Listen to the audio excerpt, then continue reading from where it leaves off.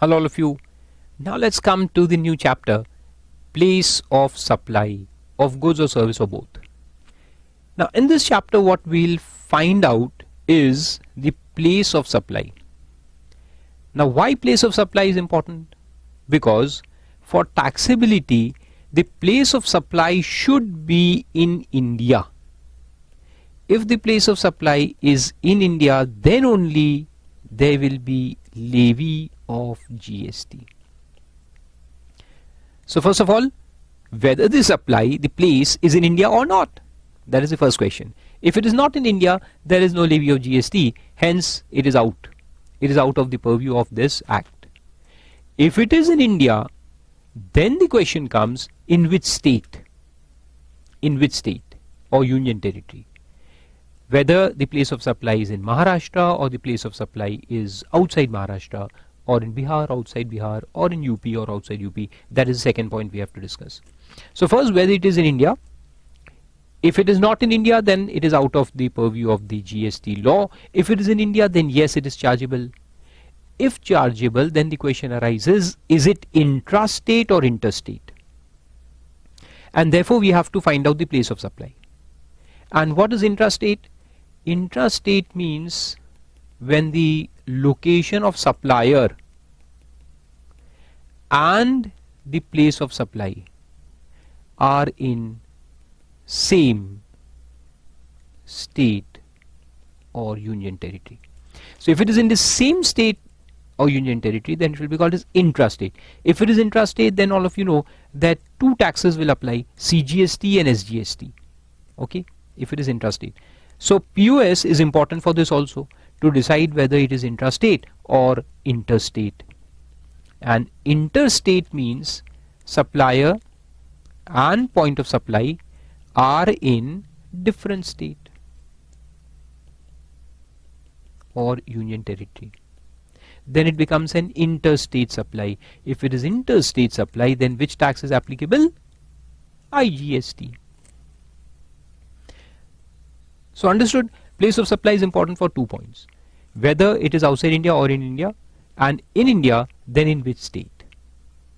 Simple. So let's see.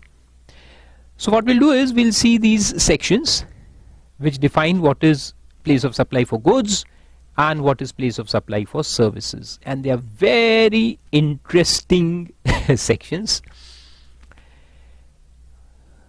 So what the government has done is it has divided different kinds of goods and different kinds of services. So in all, you'll have to remember around say 20-25 different types. Okay, and then in each type of good or each type of service, what will be called as the place of supply. So basically this is a very interesting chapter. First of all, you'll have to understand in depth, and number two, you'll have to remember. So both things, both your acumen, both your skills are required in this chapter. The understanding, the application, and the remembering. So in the class what we'll do is we'll understand and we'll learn the application also. That how the question will come. Question will be application based. Keep in mind, question will not be remembering based. They will not ask you what is the place of supply for this service. No. They'll give you the whole list of services, that Mr. So-and-so is engaged in providing these services, and this was his place, and this is where he has done the activities, and then you'll have to find out the place of service by applying these sections. So you have to understand the sections that you will understand here in the class. Then you'll have to remember these sections. So for remembering, I have given the charts in this chapter. There are a lot of diagrams and charts to help you remember. So that also will happen. And then the application. So we'll take a lot of examples in order to understand the application. So 3 things you have to do: understand, remember, apply. Okay, and if you are able to do all these 3, you will score the full marks in any question which comes on this topic. So let's see. The introduction is given. Place of supply is important to determine the kind of tax that is to be applied. When the location of supplier and the place of supply are in two different states, then it will be interstate and IGST will apply. And when they are in the same state, then it is intrastate and CGST, SGST will apply. Place of supply is not a phrase of common understanding. It is a legal term, and as in cases of all legal terms, their common understanding must not be applied, but the meaning assigned to them in the law must be followed. So you have to follow the law, not common sense. Okay. Place of supply similar to time of supply is that which is legislature has appointed. Okay. Means government has defined it. As they have defined, we'll have to follow it. You cannot apply common logic, you cannot apply general logic, you cannot apply common sense. You will have to apply the law as it is given. So let's start. Now, the first thing I'll clear before we start is that the sections that we are going to see here are of the IGST Act, Integrated Goods and Services Act. So the whole chapter of POS is based upon IGST Act and not CGST Act. So the definition of place of supply is covered by IGST Act. Okay.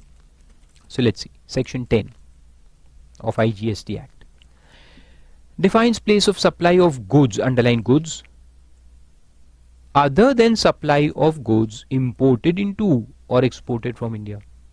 So we are talking about domestic supply. So write down over it, domestic supply. Means this is supply within India, neither covering import nor export. So there will be two sections for goods and two sections for services. It's a very simple chapter, and one is for domestic goods, then next section will be for import or export goods, then there will be domestic services and import export services. 4 sections, very simple. Okay, let's do it. And then there is section 14, so 10, 11, 12, 13, 2 for goods, 2 for services, and then there is 14, the last one, which we'll see. In all there are 5 sections in this chapter, and that will be for OIDAR service, specifically for OIDAR service. Let's see. So I think we'll have 3 lectures on this. One covering section 10 and 11, then covering section 12 and 13, and then 14 separately. So let's see. The place of supply of goods other than supply of import-export goods shall be as under. So we have written on top only that this section covers domestic supply. A. Where any supply involves, underline, movement of goods, involves movement of goods. So there is a movement involved. Movement means transportation. So I am supplier in Nagpur and you are recipient in Mumbai. So you have put an order with me. So what I'll do is I'll put the goods in a transport, in a truck or in a lorry or in a railway or whatever, in a ship. But Nagpur doesn't have a ship port, so only the road transport. I'll put it in any kind of road transport. Then they will give me a document of title. I'll hand over the document of title to you in Mumbai. The goods will come there. The transport company will bring the goods there. You will have to go there and collect the goods by submitting the document of title. Okay, so this is called as movement. It involves movement of goods. Whether by the supplier, now who is supplying? Supplier. I am supplying. I am putting the goods in transport. Or by the recipient. You put the goods in transport. Either I can put the goods in transport or you can put the goods in transport. Means the transport can be booked either by the supplier or by the recipient. It doesn't matter. Any one of us can do it. Okay. Or by any other person. Transport can be booked by your agent also, for example. So any other person. The place of supply of such goods shall be the location, underline location, of the goods at the time at which the movement of goods terminates for delivery to the recipient. Very simple point. Terminates for delivery to the recipient. Okay, terminates for delivery to the recipient. So if I am sending the goods from Nagpur to Delhi, where the movement will terminate? See, termination here means, understand the word termination. Termination means when the recipient submits that document of title to the carrier, the transporter, and takes delivery of goods. So that is termination. Now let me give you an example. Here is the supplier in, say, Nagpur. So he gives the goods to the transporter. Okay, the transporter can be lorry or it can be railways or whatever. So when I give the goods to transporter, okay, when I hand over the goods, basically they will bring the truck to my factory and load the goods. So I have given the goods. They will make me give me a document of title against these goods. So this is called as the beginning of movement. The movement begins when I give the goods to the transporter against document of title. So they give me document of title. Okay, so this is the beginning. This is the starting point of the movement. Then this transporter will take the goods to the destination, wherever the goods are supposed to go. The goods will reach there. Goods will reach there, then the transporters have their own godowns or warehouses, so goods are kept there. Now goods have reached the destination, but the movement is still on. Understand, the movement is still on. We cannot say that movement has come to an end. So movement doesn't mean the physical movement of the goods. It is going in the truck. No, the movement continues. Then I'll pass on the document of title to the recipient, the buyer. So buyer in this case is called as the recipient. Document of title will reach him. Then he will take this document of title to the transporter. He will give document of title to the transporter, and the transporter will then hand over the goods to the recipient. So when the goods are handed over to the recipient, this is called as delivery. Right? This is delivery. So when the goods are handed over, that is when we can say that the movement has terminated. This is termination of movement, when the goods are delivered to the recipient. So this is termination. This is beginning of movement. This is termination of movement. Okay. So now what is the place of supply? The location of goods. The location of goods at the time when it terminates, when the movement terminates. So this place, wherever this place is the place of supply. Simple. This is the place of supply.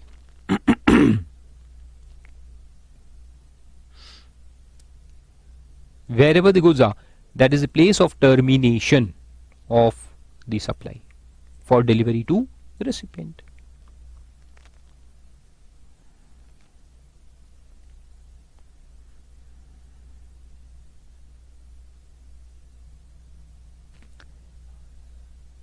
Put the lecture on pause and take down.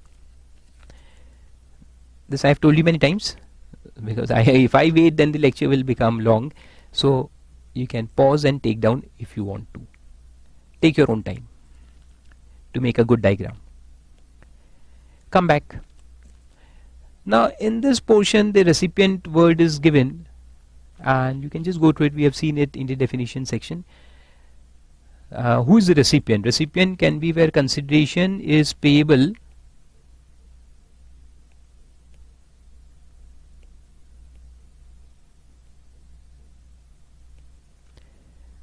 for the supply of goods or service of both. The person who is liable to pay, the person who pays the consideration, is the recipient. When no consideration is payable for the supply, the person to whom the goods are delivered, or made available, or to whom possession or use is given or made or available is the recipient.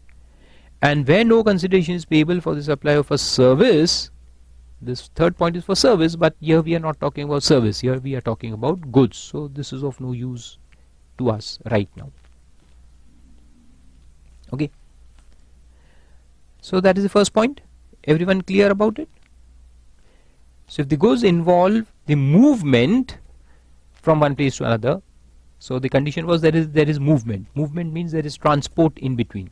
The goods are moving from one place to another. Then the location of the goods at the time of termination of movement for delivery to the recipient. For delivery to recipient. That is the place of supply. Okay, let me give more example in this. Let us take more clarity. So if this place is say Mumbai and this is Nagpur. So if this place is Mumbai, then POS will be in Mumbai. So if it is in Mumbai, then the goods are moving from Nagpur to Mumbai. So place of supplier is in Nagpur. Point of sale, I mean to say place of supply. Place of supplier, Nagpur. Place of supply, Mumbai. So this becomes intrastate. If this is intrastate, which taxes will apply? CG plus SG.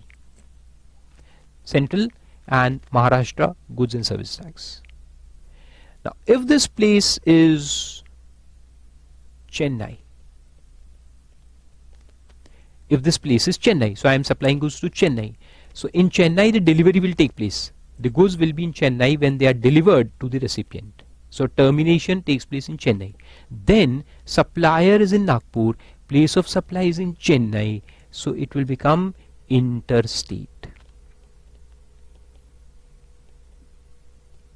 And if it is interstate, then which tax will apply? The IGST, Integrated Goods and Service Tax. Understood? Great. Now come back. Second point, let's see. Where the goods are delivered by the supplier to a recipient or any other person on the direction of a third person, whether acting as an agent or otherwise, before or during the movement of goods. Means again there is a movement. Movement is there. So in the first point, A and B, both the points there is a movement. The movement is there. But now the point is that they are delivered by the supplier to a recipient or any other person on the direction of a third person. So there is a third person involved in between the supplier and the recipient. So here is a supplier, here is a recipient, but a third person is involved in between. That third person may be an agent or maybe some other person. Okay? Maybe an agent or third person. So that the agent is the third person. Okay? Third person can be acting as an agent or he can be a dealer, a normal dealer. Before or during movement of goods, either by the transfer of documents of title to the goods or otherwise.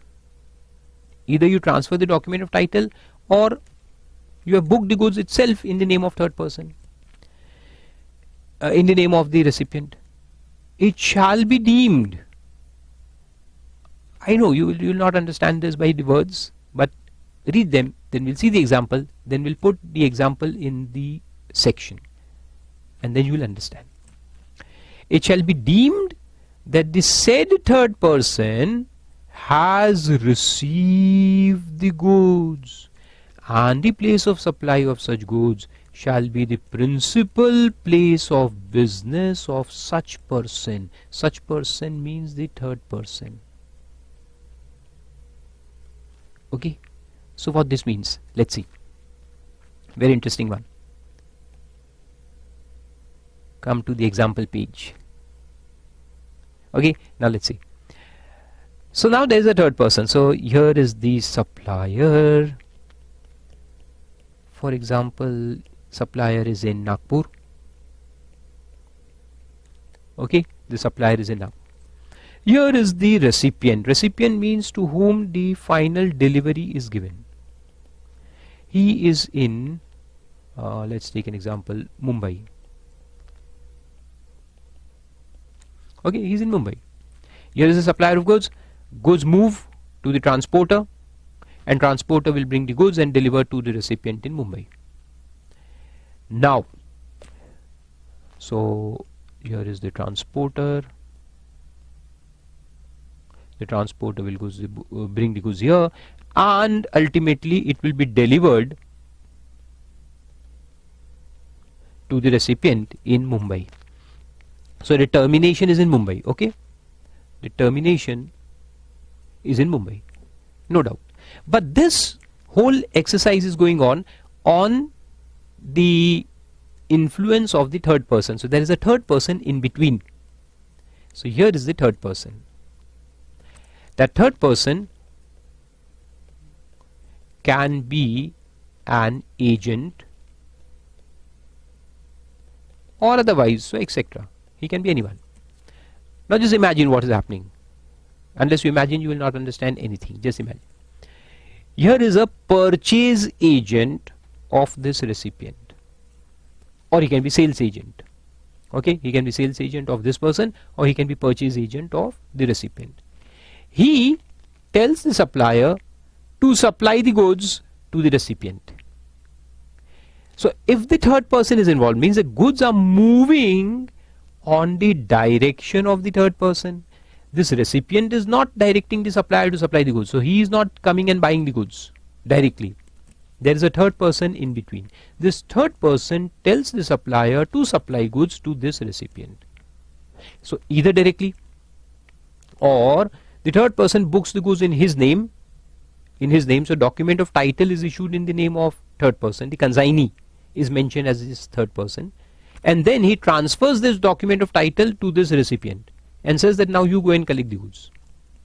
So two things can happen.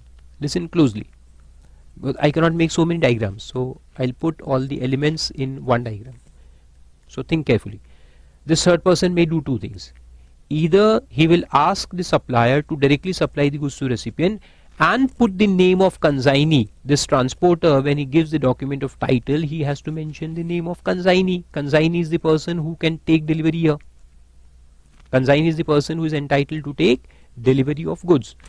So this transporter, when he issues the document of title to the supplier, the consignor's name will be of the supplier's name, no doubt. What will be the name of consignee? Two things can happen. If this third person already knows that goods are going to this recipient, if this recipient is identified in the beginning itself, third person knows that this person is the buyer and goods have to go to this person, then he can ask the supplier to put this person's name as a consignee. So consignee's name is already of the recipient's name. So when the goods will reach here, the document of title will reach here, he will take this document of title and take delivery of goods. That is one way. Second, that third person buys the goods in his own name. So he's a dealer, he's a normal trader. He buys the goods in his own name. So consignee's name is his name, the third person's name. Okay. Then what he does, instead of taking delivery, the goods are reaching this place, whatever place this is. The goods are going here, third person may be somewhere, that we'll see now where he is. The places we'll insert later on. First understand the business operation.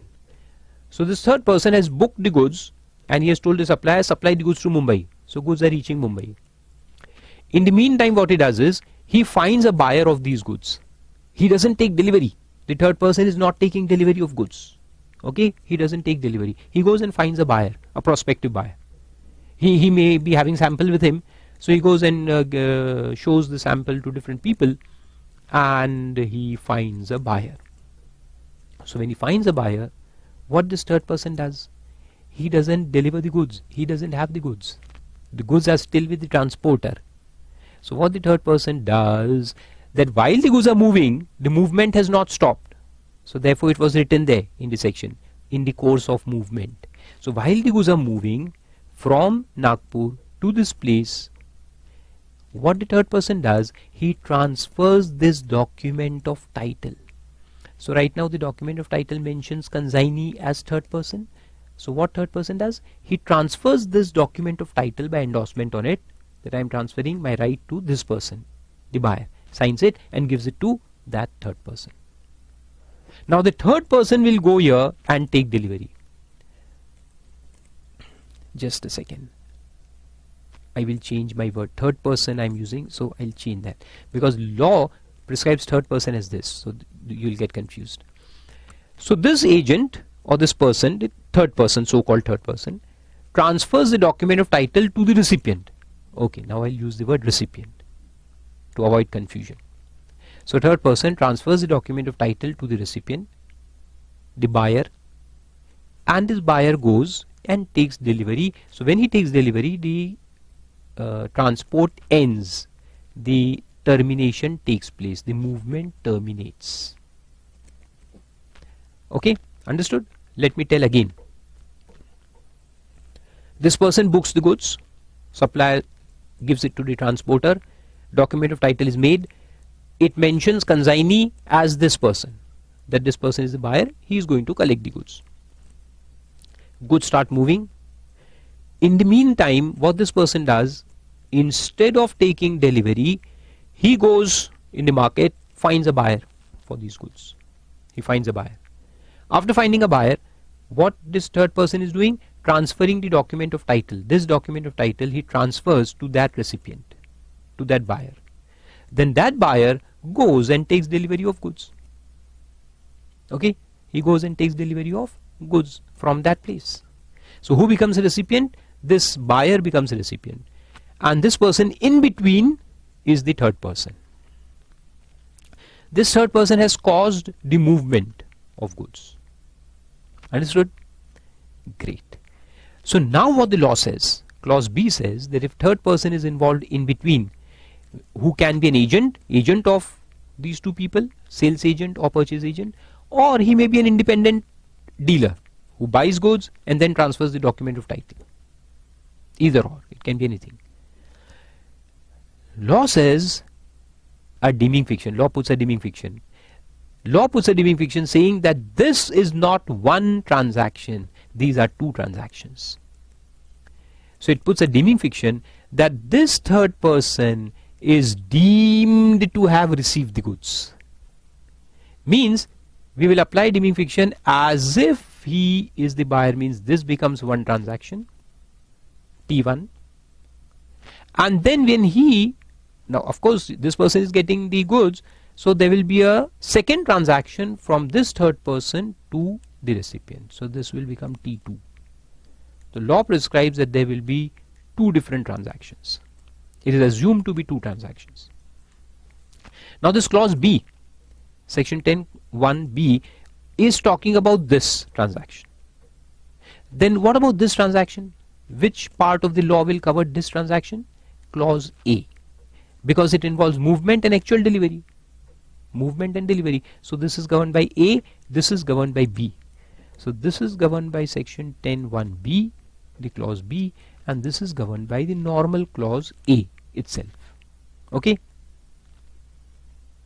Understand the points. Now what B says, it will be deemed to be delivered to third person. And for this transaction, this supply, what will be the place of supply? The principal place of business of this person. Because see, goods are not coming here. Physically the goods are not coming here. This is a deeming fiction. So in deeming fiction, as the goods are not coming, how will you find out the termination? You cannot find out termination because this is a deeming supply. This is not a real supply. The real supply is going here. So in this deeming fiction, clause B says that the principal place of business of this person will be considered as the place of supply. So his principal place of business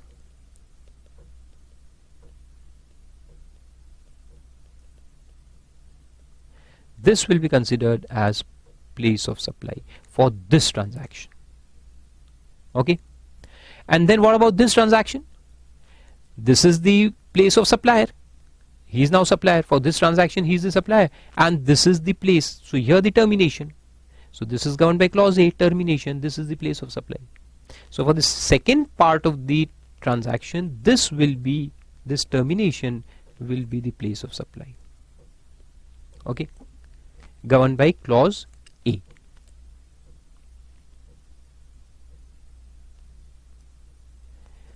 I hope you have understood. If not, then rewind this lecture, take it 10-15 minutes back, watch it again. Watch it again. Even if you have a little bit of doubt, watch this part again. It is very important. So I'll again sum up in brief. I'll summarize the whole point. This is the supplier supplying the goods, and there is a movement involved. So the movement means transportation is involved. But this transportation, this movement is taking place on direction of third person. That is, in between there is somebody. So GST law says that this will be deemed to be two separate supplies. This is not one supply, this is two separate supplies. If the movement is caused on the direction of third person, who can be an agent or a dealer. And how is supplying this? By way of transferring the document of title, or otherwise, means in any other way he is transferring the goods to this person. This is the first supply, transaction 1, in which the place of supply will be deemed to be the principal place of business of the third person. So this is 1.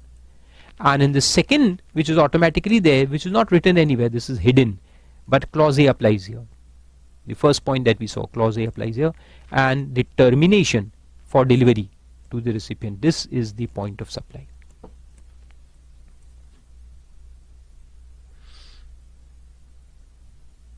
Understood? Clear now? 1 and 2.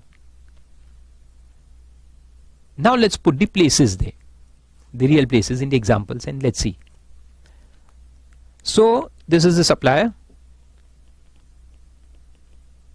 What we need is two things: supplier, place of supply, location of supply, then principal place of business of third person. Third person means who caused the movement to happen, one who placed the order with the supplier, you can say, and the termination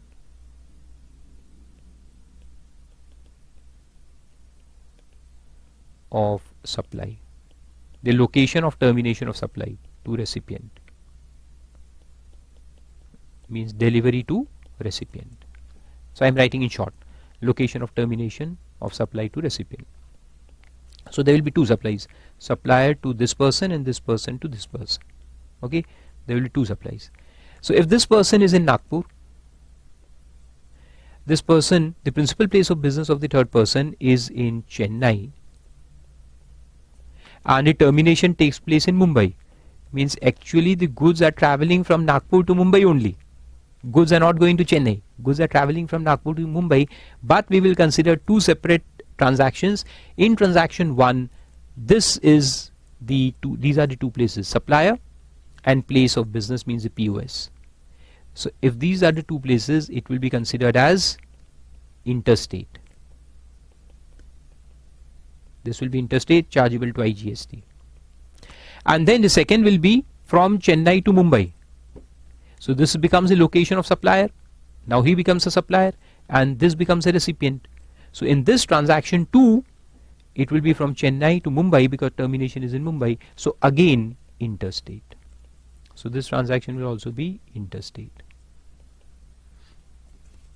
And again IGST will be chargeable.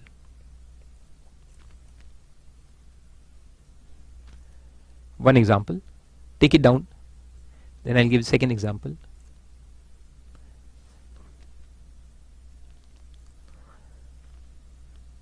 Second example I'll write here only. So I'll rub it and write. You take it down.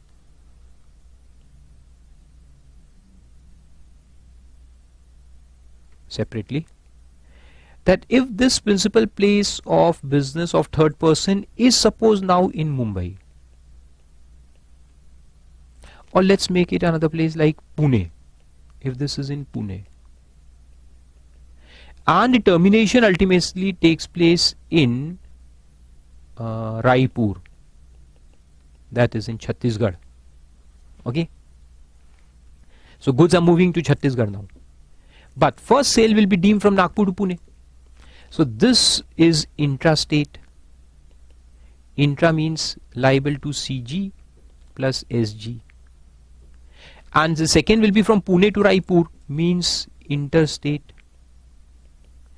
So chargeable to IG.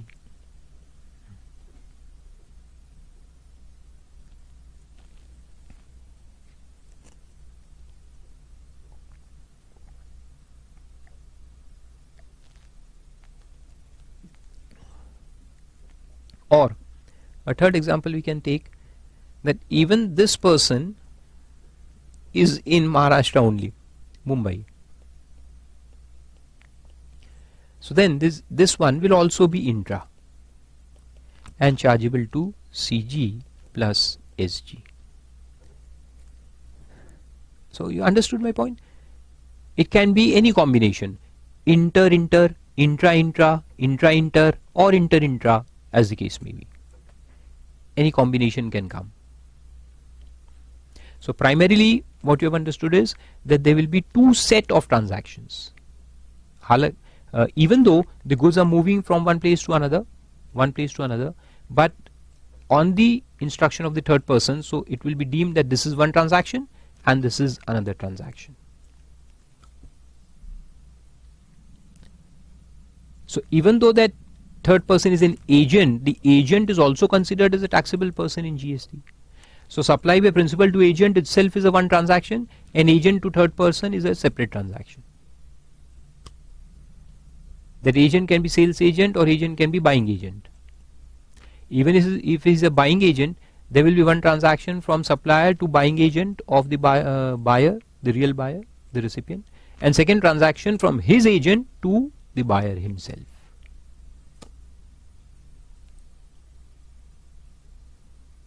Got it? Great. So now come back and read this point again. Now you'll understand. Where the goods are delivered by supplier, this is the original supplier of Nagpur, to recipient, recipient is of Mumbai or that other place who takes actual delivery. Recipient means taking delivery. Okay?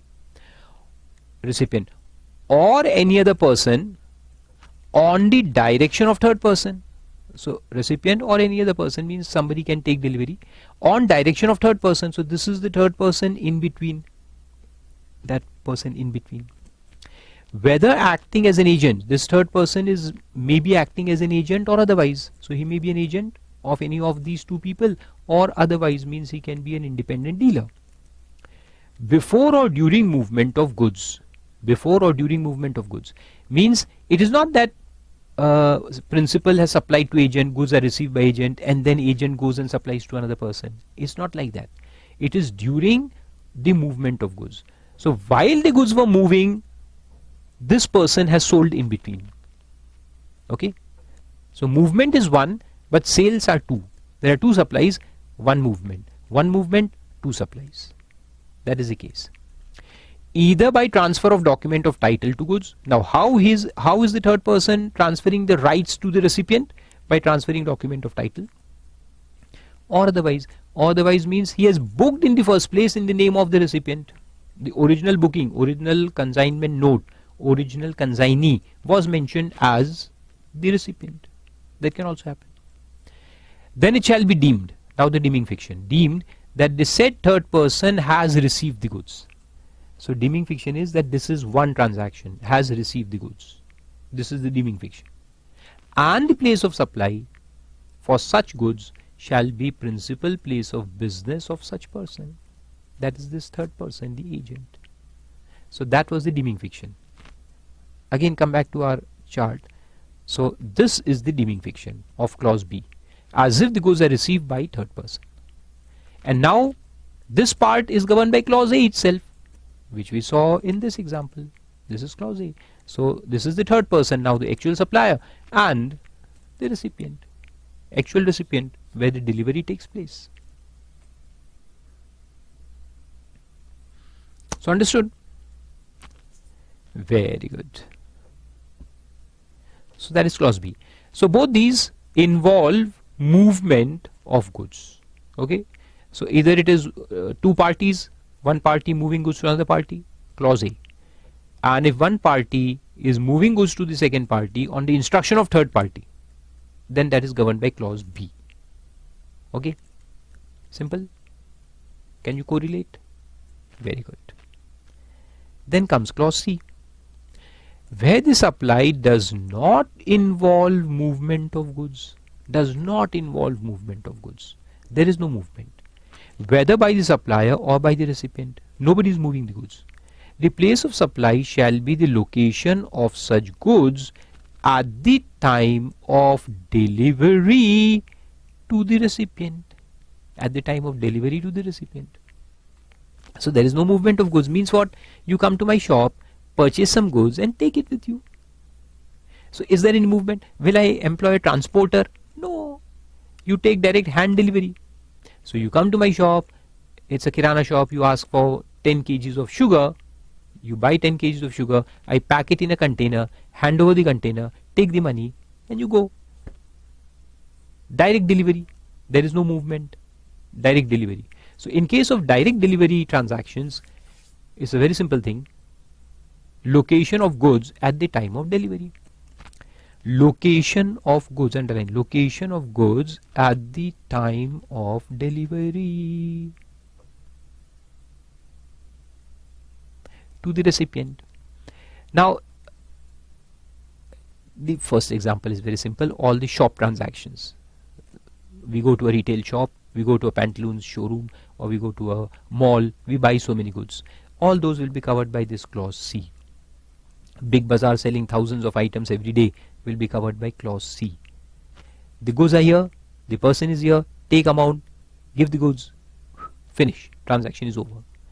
So where is the location of shop itself? Location of goods means location of shop, because you come to my shop, you take delivery of goods. So that shop itself is the place of supply. So for normal business people, the shop where the goods are at the time of delivery is the place of supply. Okay, no problem. Very good. But in some cases what happens is that there is a symbolic delivery. There is a symbolic delivery. What is a symbolic delivery? That you have studied in Sales of Goods Act. Do you remember in CPT? Symbolic delivery. I have got some goods, but these goods are not in my shop right now. These goods are lying at some other place, maybe in my godown, maybe in my showroom, at some other place. So I am selling cars, and there is one car which is lying in my Delhi showroom. It's right now in Delhi showroom. Very costly cars, Rolls Royces. A person comes to my showroom in Nagpur. So in Nagpur I have got the low range of cars because, as you know, it's a small city. But a client comes, a customer comes, and he says that I want that car. Oh, I said, that car? That is very costly, it's 7 crores. So he says, no, it's simple for me, I can buy it. So he is a very rich man. He's buying that 6 crores worth car. I say, okay, but that is in my Delhi showroom. Can you collect it from there? He says, yes, I'll do it. So I do all paperwork in Nagpur, I give him the key. I call the key, I give him the key. So basically, I have delivered all the rights to him. So at the time when this transaction is taking place, what is the location of goods? Is it Nagpur? No, the car is in Delhi. So the place of supply will be called as Delhi, not Nagpur. Okay. So this point, location of goods, you have to see in actual transaction, actual delivery or symbolic delivery, both will be covered here.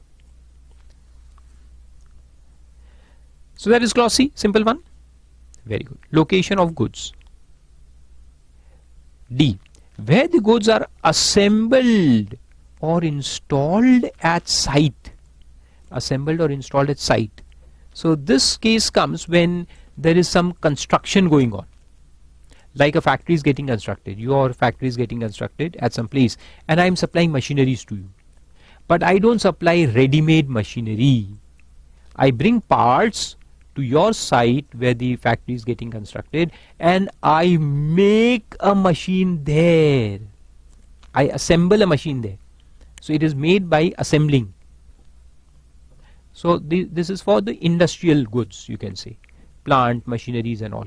Chimneys, plant machineries, big towers. Towers are getting, they are not made and then supplied. They are assembled. So you take parts, you take components, and then you assemble these big industrial goods on site. Okay. The place of supply shall be the place of such installation or assembly. Very simple. So if I am located in Pune, okay, I am the supplier, I am located in Pune, and your factory is getting constructed in Chandigarh. Your factory is getting constructed in Chandigarh Union Territory. So I bring all the components right up to your factory in Chandigarh, and then I assemble it, I install it in Chandigarh. So place of supply will be Chandigarh. Very simple. No need to make a chart here. It's quite simple. And then E point, where the goods are supplied on board a conveyance. Very interesting one.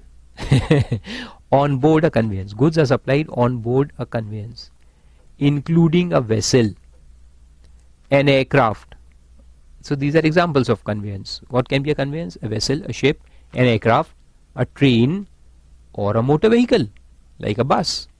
The place of supply shall be the location at which such goods are taken on board.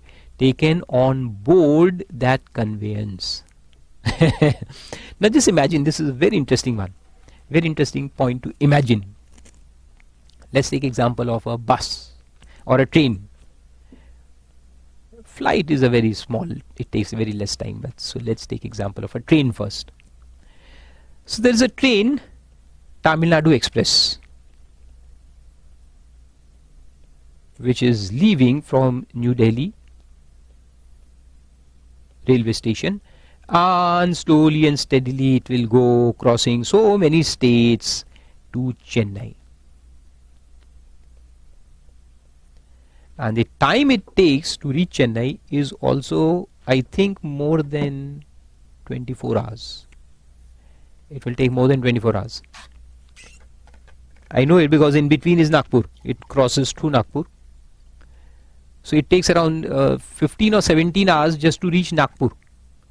So it will leave New Delhi railway station, and after 16-17 hours it will reach Nagpur, which is exactly in between Delhi and Chennai. And then another, say, 17 hours to reach Chennai.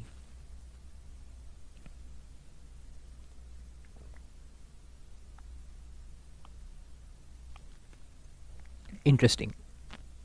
Okay. Now,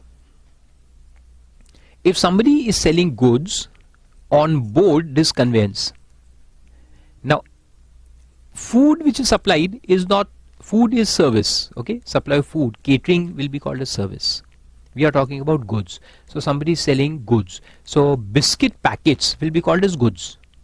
Cakes, biscuits which are sold in packed form, that will be called as goods. Rasgulla tins, tin food, that will be called as goods. So somebody is selling goods, or there can be toys and so many other things. You know, in railway, all those people come and they sell so many things to us. Yes. What will be considered as the place of supply? Will we see the position of the train at that point of time when the sale takes place? Like the ship, not the ship, the train has left New Delhi airport. Not airport, my dear friend, train station. It has left the train station. So for some time it will be in New Delhi, means in the Union Territory of New Delhi, which is called as a state because it has a legislature. Then it will move into UP. It will go to Agra, through Agra, so it will be UP. Then afterwards it will enter Madhya Pradesh. Then after that it will enter Maharashtra, and then Andhra Pradesh, that is Telangana. And after Telangana it will go to Karnataka also in between, and then it will reach Tamil Nadu. So are you going to see the place where the train is at that point of time when the sale transaction is made? No. You will take the place where the goods were taken on board. So when the station people put those goods on board the train, that place will be called as place of supply. So if the train is moving from New Delhi, all the things are taken on board in New Delhi. So place of supply will be New Delhi only. All the sales that take place, all the supplies, all the sales that take place throughout the journey, throughout this journey from New Delhi to Chennai, the point of sale, the point of supply, the place of supply will be deemed to be New Delhi, where the goods are taken on board. So all the goods are taken on board the train at New Delhi station, and then the train moves. So place of supply will be New Delhi. Similarly, in case of flights, the flights which is traveling from say New Delhi to Chennai, the goods are taken at Delhi airport, so place of supply will be Delhi. Similarly for bus. Okay.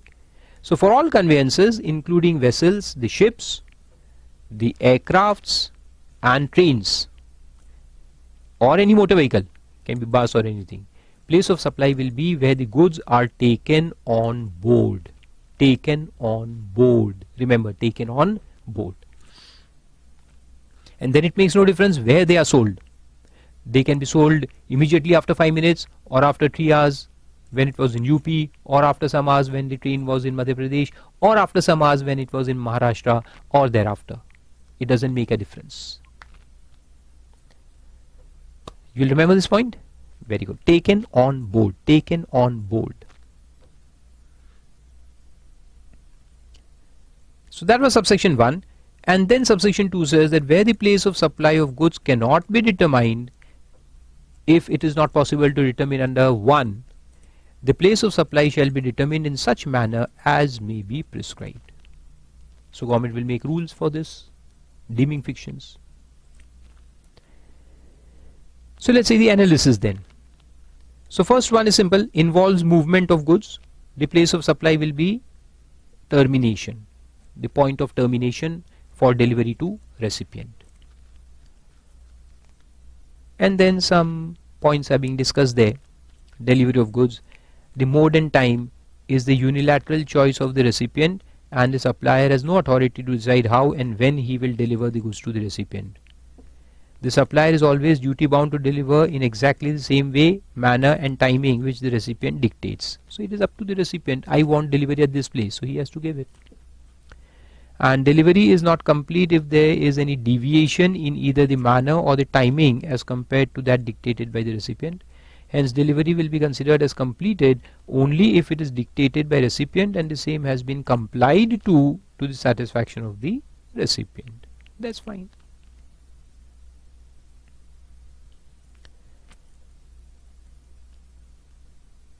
And the conclusion, we have already made the diagram. Movement can be on the recommendation of the supplier or the recipient or any other person. This also we had seen. Who will book the transport company? Either the seller or the buyer or any other person.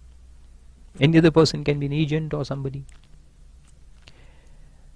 Now illustrations. These are the points that will come in the exam.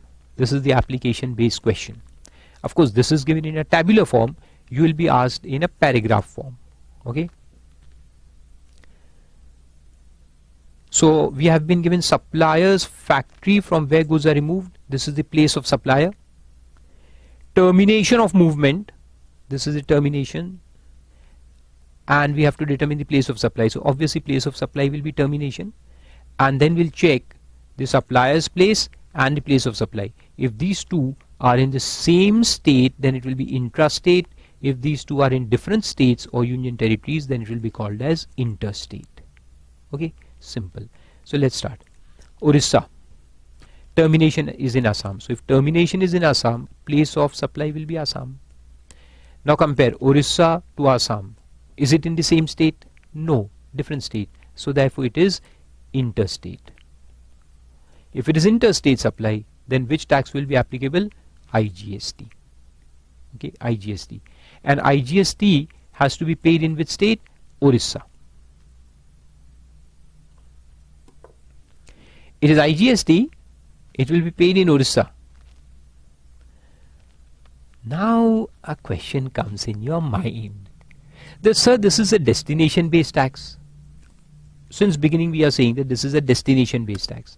So you would say, sir, destination is in Assam, so tax should be collected by Assam government. Why it is collected by Orissa government? So guys, let me tell you, this is IGST collected by central government. See, the transaction is interstate. This IGST is collected, payable at Orissa, but collected by central government. IGST goes to central government. So this registered person who is registered in Orissa will pay to central government. But after collection, the IGST is divided amongst the center and the state. So the amount is collected in Orissa by the central government and later on divided between itself and the state. So to whom it will be given? To the state of Assam. Half of it will be given by the central government to the state of Assam. Then next point, Orissa, Orissa. So this is again place of supply is Orissa, because the delivery, the termination is in Orissa, so this becomes the place of supply. And now supplier Orissa, place of supply Orissa, so this becomes intrastate supply. And if this is intra, then which tax will apply? The CGST and the SGST payable at Orissa. Next, termination in Goa, so Goa becomes the place. Kerala to Goa, so this again becomes inter. And if this is inter, then IGST will be payable. Next is Kerala termination, so Kerala becomes the place of supply. Supplier in Kerala, place of supply also in Kerala, so this again becomes intra. Intra means CGST and SGST. All simple points. Now here it was given that movement by supplier and movement by recipient, that doesn't make any difference.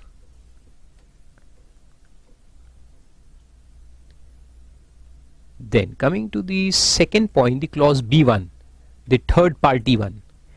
So in third party what happens is that there is a deemed supply, and the deemed supply will be principal place of business of the third party, right, and not of the actual recipient, because that will become the second supply. So there will be the supply will be divided into two. And here the place of supply will not be dependent on whether the movement of goods is from one state to another. The movement doesn't make any difference. We have to take the principal place of business of the third party, because this is a deemed transaction. So the actual movement of goods is not to be seen. Actual movement may take place to another state, actual movement may be within the state. That doesn't make any difference. But as declared by the section to be dependent on the principal place of business of the third person. And then recipient's definition is again given, we have already seen that, so no need to see. And then come to the diagram. As you can see, this is the third person, and the supplier is supplying goods to the recipient on direction of the third person. So this transaction will be called as T1, which will be covered by section 10 subsection 1 clause B, and this will become the second transaction covered by section 10 1 A itself. Okay, and in this transaction what is the place of supply? The principal place of business of the third party. So this place of supply is referring to clause B, this one. So this becomes the place of supply for this transaction. And for this transaction, the second one, what will be the place of supply? The termination of the movement for delivery to recipient. So wherever this termination is taking place of movement of goods, that will become the place of supply. Okay, so this also we had seen, and then an example is given on this. But this example is covering only the first transaction, the B clause, the first deeming fiction. So in deeming fiction, the example says that the supply from supplier of goods Sita, so Sita is the original supplier, to the person to whom the goods are delivered, that is Ram, he is the recipient, on the instruction of the third person Lakshman. So Lakshman, So there will be a deemed transaction from Sita to Lakshman. That is clause B, 10(1)(b), deemed supply from Sita to Lakshman. In which case we will see the place of supply as the principal place of business of Lakshman. So this will be principal place of business of Lakshman. That will be the place of supply. So let's see the case. Location of supply Sita is given, so this will take, this is the origin point, and place of goods, place of delivery of goods to Ram, this we are not concerned with. This is the second transaction. If the question comes on second transaction, then we'll consider this, but not in the first. Principal place of Lakshman, this is important for us. So this is the place of supply. So place of supply for Sita, Sita to Lakshman, this is the first transaction, and then Lakshman to Ram is the second transaction. So this is T1, this is T2, two transactions. So place of supply for Sita means in this first transaction will be this, principal place of business of Lakshman. So this will be the POS. Okay, so let's see. So Sita is in Ahmedabad and the place of business of Lakshman is in Amritsar. So Amritsar becomes the place of supply. And then Ahmedabad to Amritsar will be interstate. Interstate means IGST. Okay. And if you want to also consider the second transaction, so second transaction will be Amritsar to Ahmedabad. This is the T2. So this is T1 and this is T2. So Amritsar to Ahmedabad. So this will again be an interstate. So again it will be liable for IGST. So two transactions. Sometimes they may ask only one question, sometimes they may ask both. Then what is the place of supply for Sita and what is the place of supply for Lakshman? So then you have to answer both T1 and T2. Then second Ahmedabad, so Ahmedabad will be the place of supply. Bangalore, so Bangalore will be the place of supply. Udaipur, so Udaipur will be place of supply. Then consider Ahmedabad to Ahmedabad. This is intra. And the second transaction will be Ahmedabad to Amritsar. This is the second one, T2. So this will be inter. So one intra, one inter. Then Ahmedabad to Bangalore will be inter. And Bangalore to Bangalore will be intra. So T2 will be intra. Ahmedabad to Udaipur will be inter. So IGST will apply. And Udaipur to Chandigarh will be again inter. Second transactions. So you can calculate both the T1 and the T2. Understood? Very simple. Then where the supply does not involve movement of goods, you have to take location of the goods at the time of delivery. Very simple point. At the time of delivery. An example is given there. There is a generator that is bolted to the concrete floor in the basement of a building purchased by the tenant and being left behind at the time of termination of the tenancy. The supply of generator by tenant to the landlord, tenant is moving and he leaves the goods there to be given to landlord. Of course the ownership will pass on to the landlord. So when the ownership passes, is he going to move the goods? No, they are going to be there only. So it will be the place where the goods are at the time of supply. Right? In such case, the place of supply shall be where the generator stands bolted to the concrete floor and without requiring any movement. Very simple. Location of goods at the time of delivery. Then a simple example is given there. Location of supplier is given to us. Location of recipient. Location of goods. This is the main thing. Location of goods. This will determine the place of supply. So location of goods will become the place of supply. Okay. So if the location of goods is in Bhopal, then Bhopal becomes the place of supply. And if the supplier is in Delhi, supplier is of Delhi, and the supply is in Bhopal, then this will become interstate. Interstate means IGST. Second, Tamil Nadu, Tamil Nadu. So if the goods are lying in Tamil Nadu, then Tamil Nadu will become the place of supply.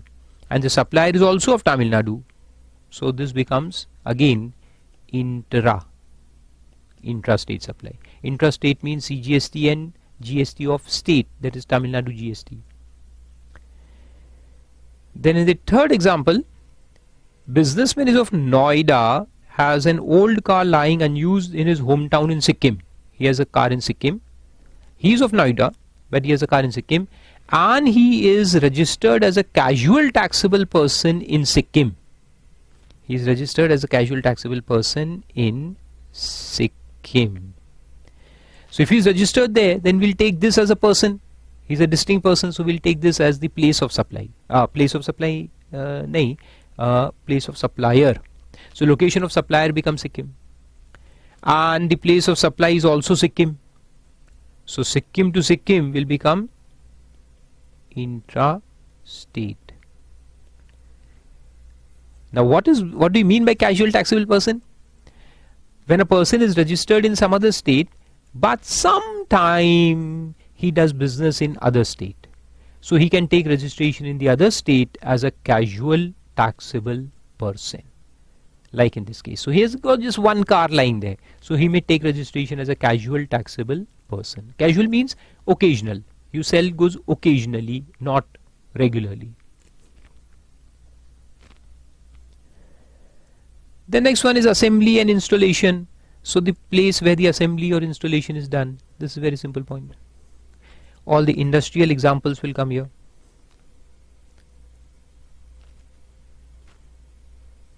Work contracts and all. So these are site related. It is also called a site related production. Assembly and installation at sites. So the site will be considered as place of supply. So again an example is given there. Location of supplier, registered office of recipient. Registered office of recipient is of no use. Installation assembly site, this is useful. This is the place of supply. So Bhopal, then Bhopal. Karnataka, then Karnataka. And if the supplier is of Delhi, so the sale or supply will be from Delhi to Bhopal, means interstate. Karnataka to Karnataka will be intrastate. Then Kerala, so Gujarat to Kerala will become interstate.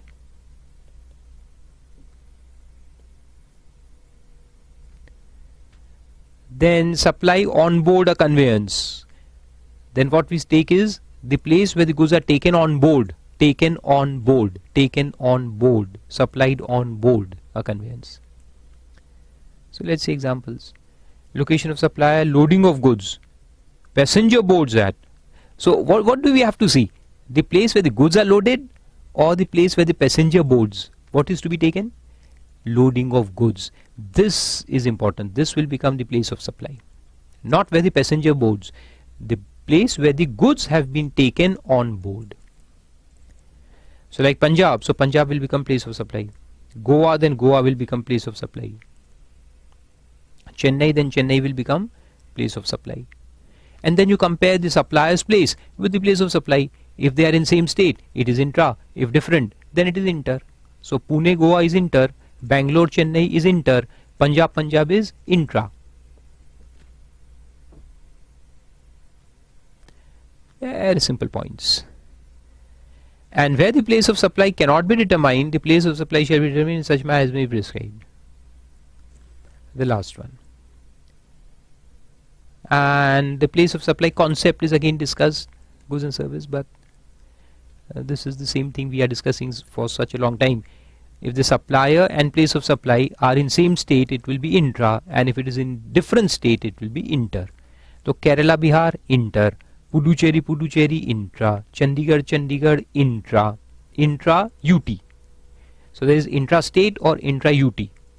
Chandigarh, Punjab, inter. Chandigarh, Daman, inter-UT. UT to UT.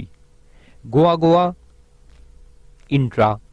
Karnataka says to Karnataka, non-says. Now this is an interesting point. This we haven't discussed up till now, but we'll discuss it later on in IGST. Now this is again very important point. If you are situated in says and you are supplying goods to a place outside says, or vice versa, you are outside says and you are supplying goods to a says unit or developer. So says and outside says are covered by IGST. they are deemed to be interstate supplies. They are deemed to be interstate. So cess to non-cess area, even though in the same state of Karnataka, will be called as interstate. Remember this point. This we'll discuss in detail. The law we'll discuss in detail later on in IGST. Then different questions are involved. Let's see. These are the questions that may come in the exam. What is the place of supply where the movements are involved? If the movement is there, then what? You'll write section 10(1)(a) and explain it with examples. Then what is the place of supply where the goods are delivered to a person on the direction of a third person? Then you will write 10(1)(b), the deeming fiction of 10(1)(b). With examples.